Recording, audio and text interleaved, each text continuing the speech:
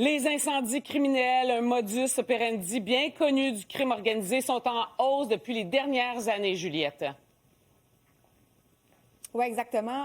On parle d'une augmentation de manière générale dans l'Est de la province, Véronique, de 53 là, depuis 2021. On est passé de 187 cas, donc d'incendies criminels, comme j'ai dit, en 2021, à 303 en 2024, quoi qu'on a quand même retrouvé, tout ça s'est stabilisé l'année dernière. Et sans surprise, c'est sur la Côte-Nord où l'on a observé là, une hausse fulgurante dans l'Est du Québec.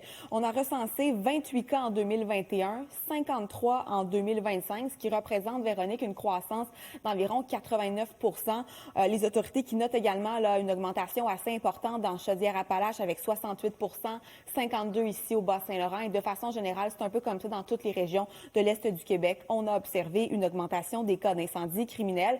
Des données qui, à première vue, ne semblent pas surprendre le porte-parole de la Sûreté du Québec sur la Côte-Nord, dans le contexte actuel où on sait évidemment que le crime organisé est bien présent dans la région.